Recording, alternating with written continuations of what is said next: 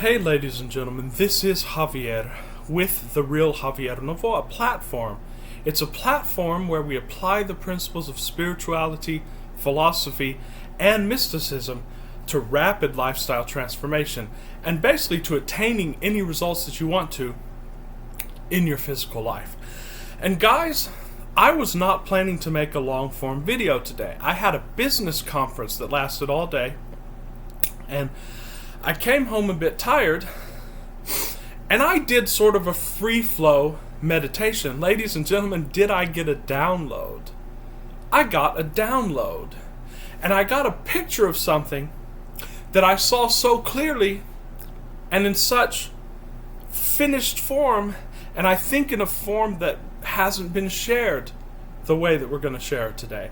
And I knew that I had to make a video and I had to share it. I had no choice. Of course, this is not scripted. This is basically just flowing through me. And so first of all, meditation. We do teach meditation on this channel. In fact, we teach our beginning and medium students to start the day by meditating. Meditate at least 15 minutes. And there are very easy ways to do this. You can follow your breath. You can do the breathing meditation that's inspired by Wim Hof, which is basically taking deep breaths in, and we do teach you how to do that on several videos. And of course you can get into an alpha state, and this is a very beautiful practice, and I'd recommend that you start the day doing it, because if you start your day in a good emotional state, then you'll be in flow and the rest of the day will flow beautifully. I don't meditate every day, and once you get advanced enough in this, once you're advanced down the path, once you are practiced in it, you basically just wake up and you snap into that state. You come into that state. Of course, if you have a few off days, then you need to get back to the practice again. And there are weeks when I just have like 2 or 3 bad days in a row, and I realize, because it's all within me, that I have to get with the practice again, and I do sit down and do formal meditation. But I do meditate very regularly. But my meditations, and you will get into this too, and you can get into this too.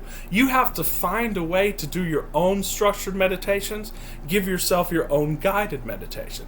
Sometimes it'll be that I just put myself completely in the present moment. You do this depending on how you feel and depending on how you react to a certain modality. So you can follow your breath, but when you feel like it, you can give yourself some soft self-talk too, like you can say, I am. Or you can contemplate. You can take certain statements and you can contemplate them. You can do all of these, and my meditations are unstructured, and I just switch all of these modalities. And today, after the conference, I just wanted to lay down, and I did just put myself very completely in the present, and just started being aware of my body and my surroundings and so forth.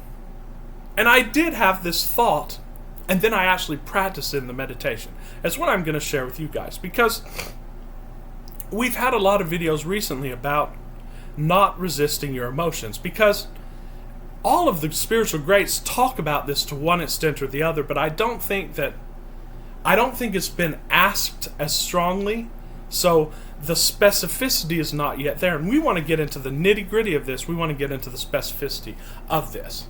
So our emotions are our guidance system. And feeling good is an indication that we're on the path to what we want. So the beginning students are taught, pay attention to your feelings, and when you feel bad, change something and try to feel good. But it's more nuanced than that, and they realize that you find yourself becoming hypersensitive to your feelings, and you find yourself resisting bad feelings. But when you do that, as we talked about in previous videos, you simply compound the negative feeling.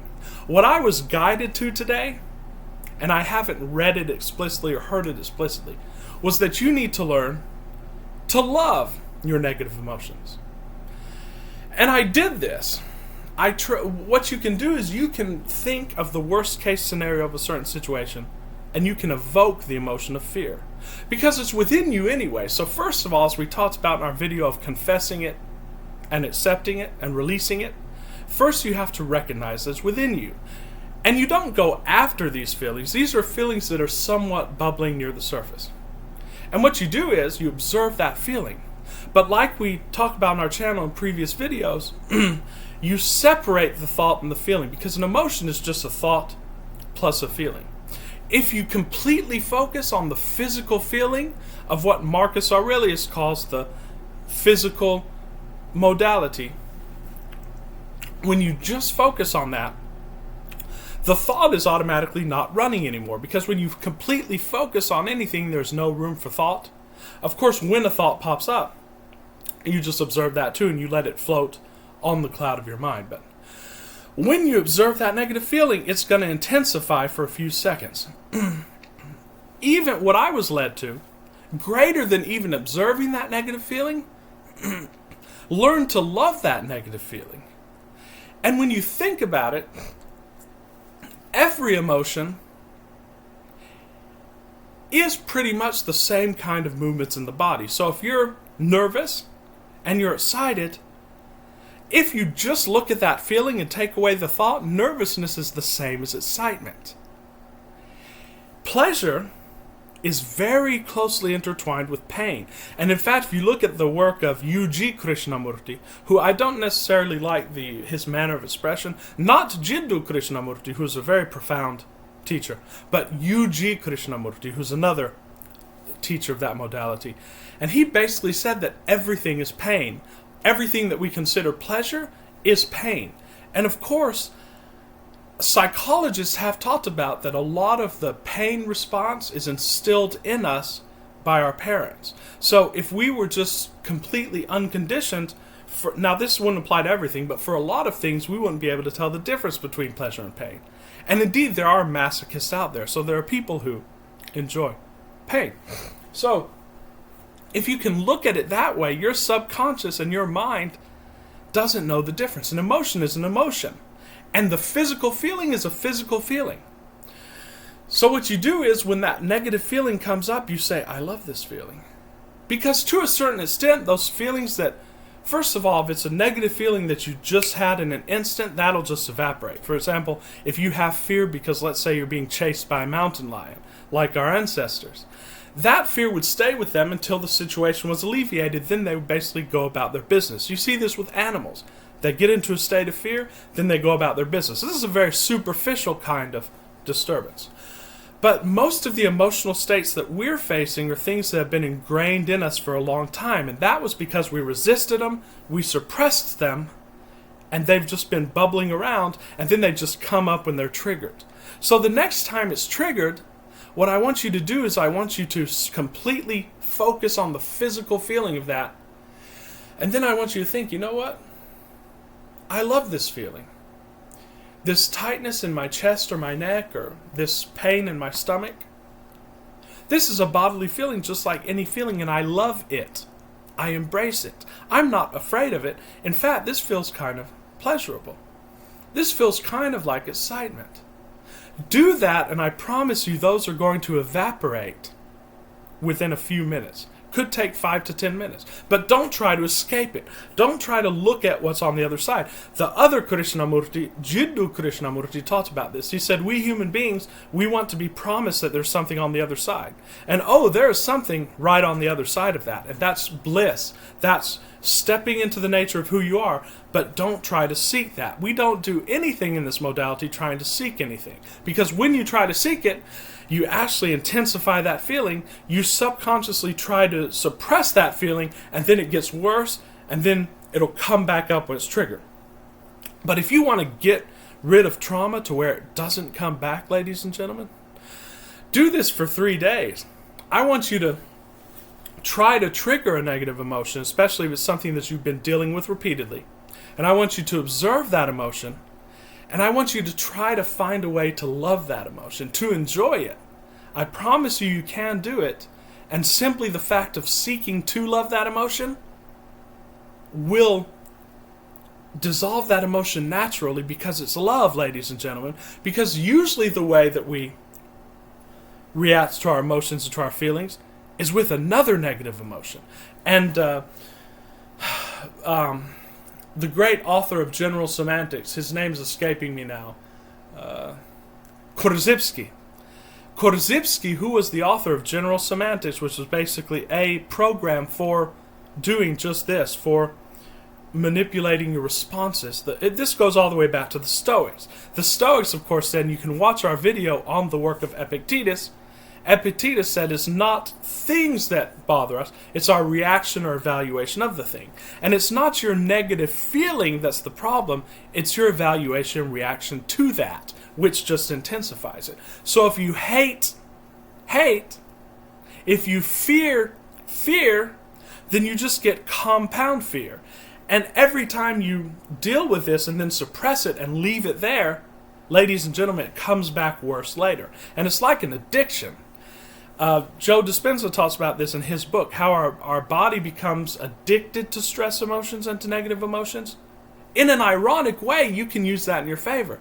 Because you can say, okay, come on, my body actually likes this because it's addicted to it. Well, then let's fully enjoy it.